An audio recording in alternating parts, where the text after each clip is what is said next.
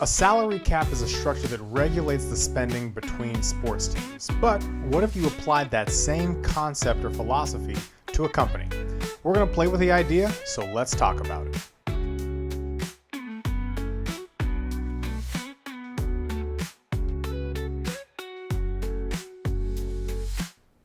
Welcome to Outsider Information. I am your host, Brandon, and your strategic partner here with OIAS. As always, if anything here resonates, give a like, subscribe, and engage not just with this, but on Instagram and the website as well. Drink of the episode is, shocker, it's tea. We are getting closer to running out, which means the side quest can get started. This one is a rose black tea. It's floral, it's robust, and as always, hits the notes that I enjoy. Okay, you heard the intro. What is this episode going to be focusing on? We are focusing on a salary cap.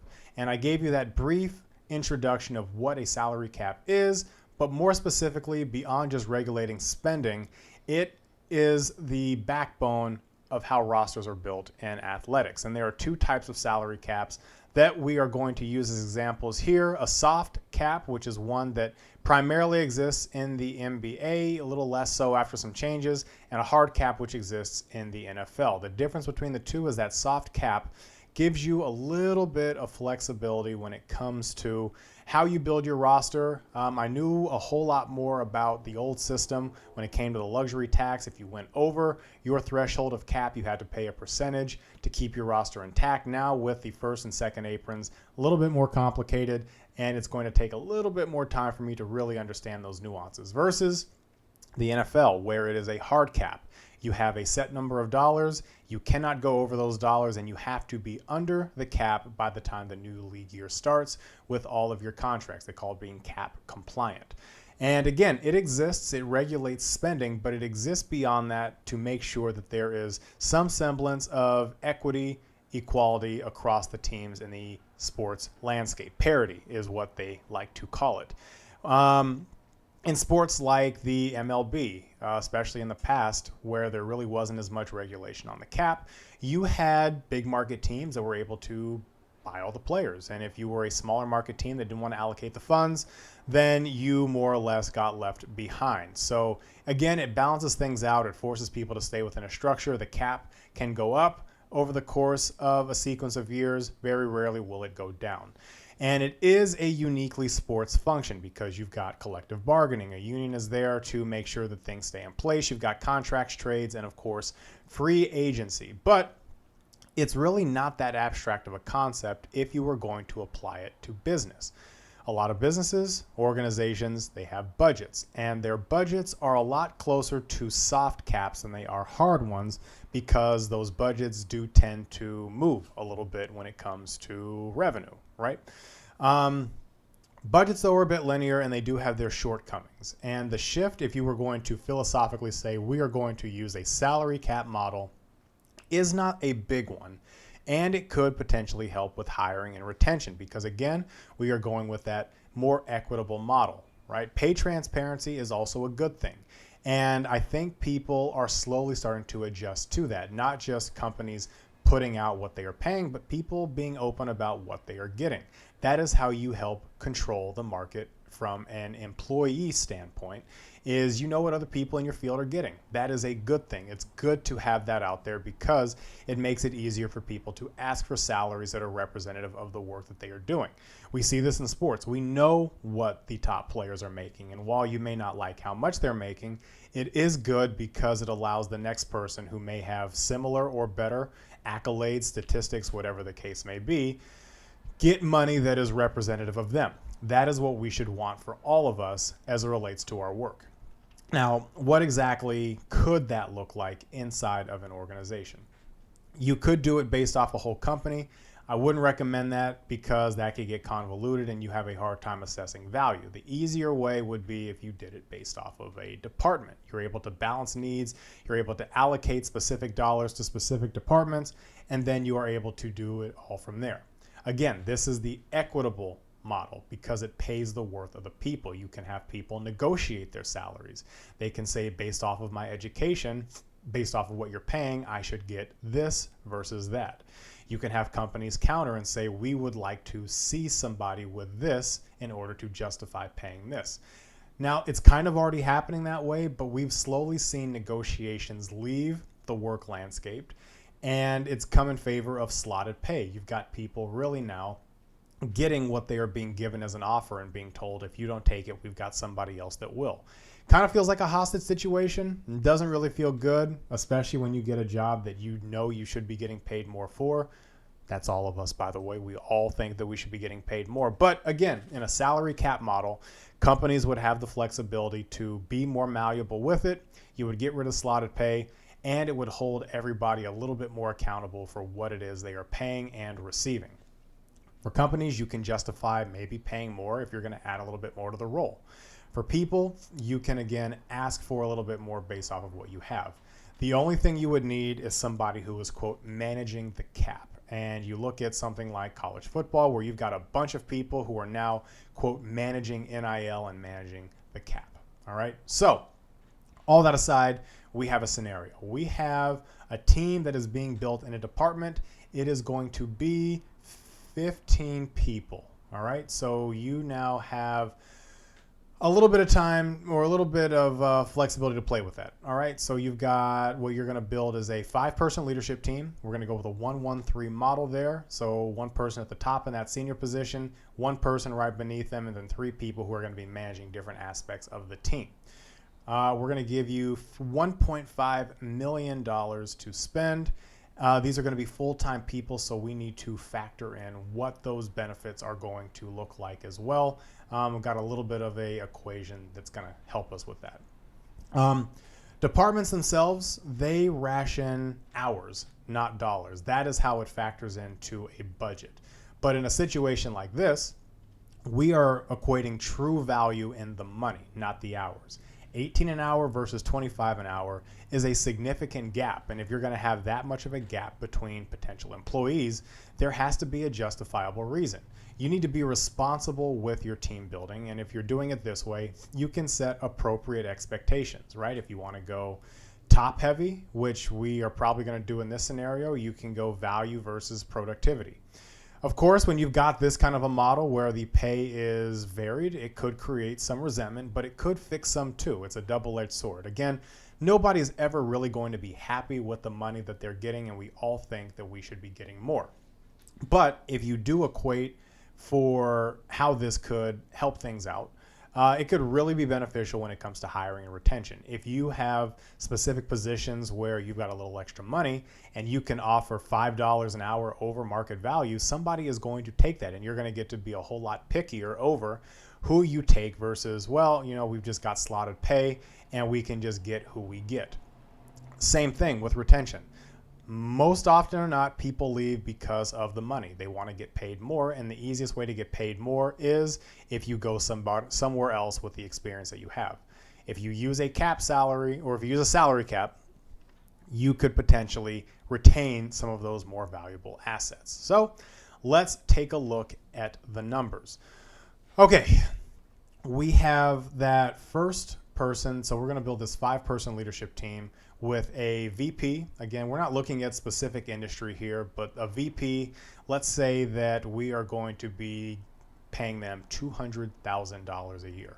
If you think that sounds high, I was at 2 nonprofits before I moved out to San Diego.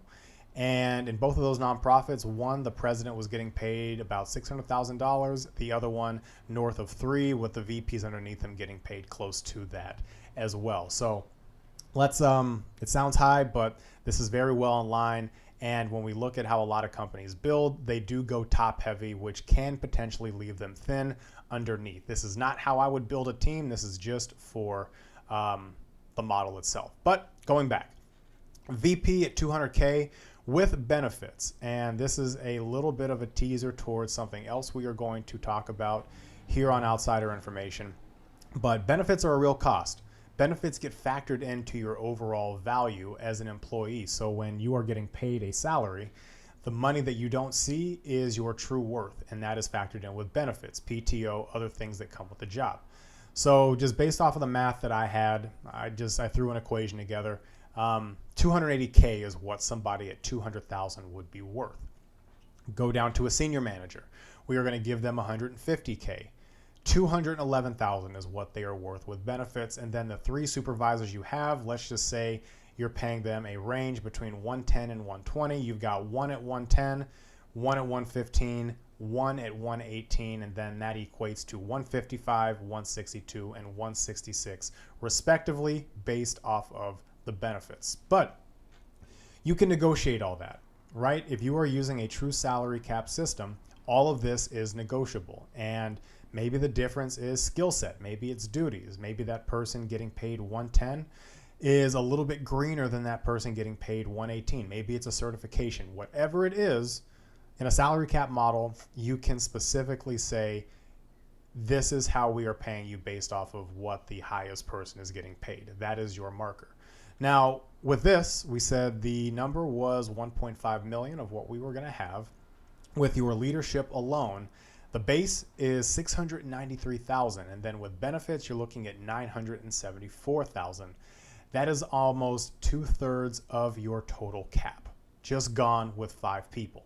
It goes quick, just like it happens in sports. You look at these teams, especially in the NBA, where you've got 3 superstars, which is why they put these new rules in. It makes it hard to build a quality team around them, and you are basically saying that if these 3 don't deliver us a championship, we have absolutely nothing. It's an all-in push. But we do see it in business too, right? And when you are building a balanced team, you need a mix. You need couple of high-priced people up at the top. You need some middle-priced people just kind of hovering kind of at that center line, and then you've got to fill it out with young, cheap labor, which often happens with the draft. To navigate all this, you got to be real strategic with your dollars, right? Bad contracts will sink a team. Bad contracts in business will sink your business. It's the same thing. And as hard as it is to fire people, not that hard if you follow your employee handbook, but won't go on that soapbox. You could be stuck with the wrong person in the wrong position, and you are allocating a ton of money to somebody who is just not giving you what you want. And if you're going to really talk about manipulating just kind of how some of that money works, you can play around with the benefits. Again, another preview for a future episode is getting rid of PTO for your senior people. Unlimited PTO, it sounds amazing. It's got its pluses and minuses, but it's really an accounting trick, because if you eliminate PTO, which is a real tangible money benefit, you now get all of that money back and you can reallocate that towards your staff, right? You can give a pay raise, you can allocate more money to give you depth within, you can do a whole lot of things with it. Again, not going to dive too deep into that now, but that is where we are. A past podcast, I talked about a different hiring model, which involved removing all of your full-time people in favor for a bunch of part-time slots. Not all of them, you do need some full-time, but you don't need all full-time people, because again, you're paying benefits, you're paying a ton of hours, and if one of those people is gone, you are essentially losing somebody in what would be the sports equivalent to an injury, right? Somebody is gone and you now have nobody to fill that gap because you are pushed up against the brink of your staffing constraints. To make a model like this work in a salary cap system, you really need to assess the plus minus on full-time, part-time, and the structure that goes within that. So continuing on, we have 10 spots left to fill. And in looking at that, because I personally like depth, and also you are really up against the cap with your leadership team, I would say you want to go 3 full-time and 7 part-time to fill in the rest of the gaps. And a system like this, you look at, we've got 3 of those people who are managing independent aspects. You could get 3 more full-time people to go underneath them, and then you can go with 2 part-time people to work within them to create pods of 3, and then you would have 1 float. Again, the roles can be anything. We are not looking at specific industry here, just a general vacuum of bodies. But in all instances, part-time gives you flexibility, full-time gives you consistency. So you have to decide what is most important between both of those things. Now, what's the math look like? This is where it gets interesting, because who do you want in a 3-7 model that puts the emphasis on full-time people? Right now, you're looking at 8 full-time people total, 7 part-time people to fill in those gaps. The risk of being top heavy is there, but 35% of the team will be part-time, which means they are not necessarily accruing benefits. The wages could be higher because the hours are less. And if we want to cap it at 24 hours with a max of, let's say, base of 24 hours with a max of 28, just to avoid full time, where can you spend the rest of that money? The full-time slots will start there first. Assume that there's no salary crossover between levels. So you don't want anybody getting too close to that floor, which is established at $110,000 for the managers that are above. And you really want this one individual, but they are asking for $85,000. And ideally, you want to pay between 70 and 78. You're not really capping yourself kind of in this level, but you do have a range that you are comfortable in paying. You have to decide what's worth it. And a core component of cap management is assessing value. That is something that we have to do in athletics all the time if you are going to make a roster move. What am I getting back if I have this individual on my team? What is going to be the plus minus there? If you spend high somewhere, you have to spend less elsewhere. That is just how it goes. That's not a salary cap thing. That's a simple budget thing. And you also have to justify the pay disparity. But because we're going to play around with it, let's say that you said yes, right? That person's asking for $85K and you want them. You now have to figure out, okay, how are we going to build the rest of this out? You are going to probably just do the minimum, $70K for the other two positions, and have a $15,000 gap between all three. A little bit tougher of a sell, especially if pay is transparent, but maybe you think the value is worth it. Maybe this person has the potential to elevate into a higher role, and this just kind of allows them to be closer to the gap. You take a peek at everything, right, with the benefits. The two people at $70K would be worth about $99,000 each, and the person at $85 would be worth at about $120 with benefits. So now with your leadership team, you've got 3 people who are full-time on the floor. You now have about $208,000 left to split among 7 staff. It goes quick, right? Questions so far? Are there any mistakes in the build? Hard to say, right? You just know that now you have to build the rest of your team with part-time individuals, right? And it depends on what you want to have with that as depth.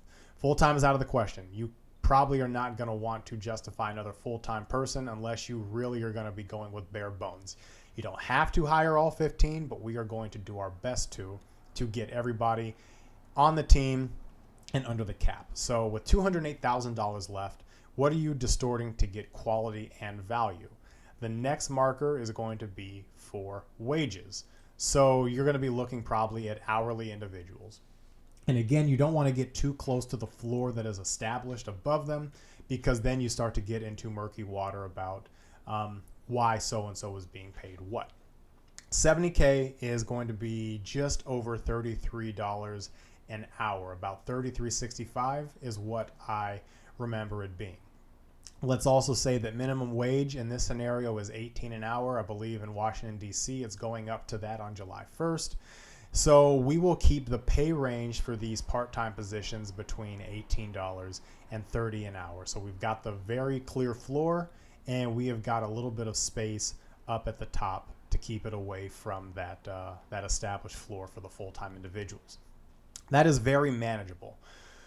Let's assume that everybody is year to year. Again, spending up to the cap is optional. Right now you have, 8 people. You've got 8 people, and we've got 7 more to hire. How do we want to build the remaining team with $208,000 left? I would say you are going to probably cap yourself into going 4 people who are young and cheap. You've got somebody in the middle area who can kind of float, and then 2 people who you can justify paying a little bit more because they are established. That can look like anything, right? Say the 4 young and cheap, entry level, maybe young in college, that mid-level float, somebody who is an efficient worker, somebody who's gaining traction experience, and those 2 established people, let's just say that they are graduate students who are pursuing something greater. The 4 cheap, we'll say they're being paid between 18 and 20, split the difference and say 19. At 24 hours a week over the course of a year, that's going to come out to about $24,000. Multiply that by 3, we are at 72. The one person who is at the mid-level, we are going to say between 23 and 25. Give them 24, that is going to be about $30K a year. And then we've got 2 established individuals who are getting paid $30 an hour. That is going to be $38K a year times 2. That's going to put us just south of 80. Math, 76,000, right? I think. Yeah, that's going to be there. Put all that together, we should have about $8,000 in cap space left. And that really covers it. So you've got a little bit of money left, and that can be used to pay out maybe some incentives, bonuses, whatever it is. You went up to your threshold for team spots, your team. You've got a little bit of money left. I think in this scenario, when a little top heavy, you paid a lot to get people in positions above these individuals and capped yourself into really needing to go young, cheap, on the part-time level. But it worked. Right? That is what this is designed to do, is to give you options to build a team a lot of ways. And there are a lot of ways that you could do this. You could go cheaper up at the top. You can have less people in management. You can build more depth. It's all situation based. It depends on how you want to do it. Now, besides the shift in philosophy, things do get a whole lot easier when you have a number. They actually make things more simple.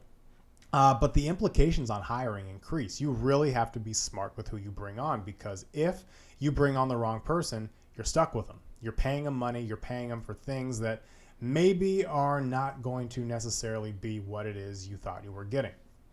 The cap should also be going up every single year. That is how it works in athletics. You get the cap dollars that increase each year. So maybe it was 1.5 this year, and it goes up to 1.6 or 1.65 next year. An extra $150,000, which would mean that maybe you can pay people more. Maybe that means giving yourself a little bit more depth.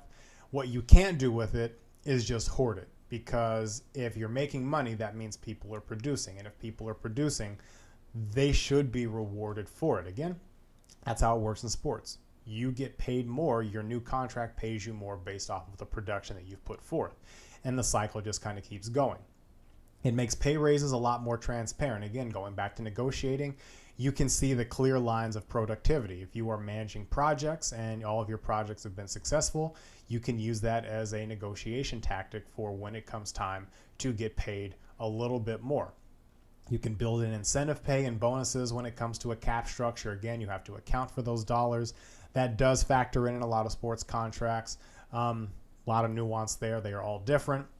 And it solves part of the benefits issue as well, because when you look at a lot of part-time people or younger staff who are getting paid for full-time work, a lot of times they don't need the benefits. And if you are just paying for the benefits just because you need somebody to work full-time, you're losing all that money. They're not getting it. You could just pay them more and save money on the benefits as well. And this is entirely possible without a union or a collective bargaining agreement. It would just be changing the structure within your organization just a little bit. So that's all I got. As always, nothing we talk about here is meant to save the world. It is just designed to hopefully make it a little bit less terrible. But if you do find this model useful, give it a try, play with it on paper. And as always, if anything resonates, give a like, subscribe, and engage here with Outsider Information. We'll see you next time.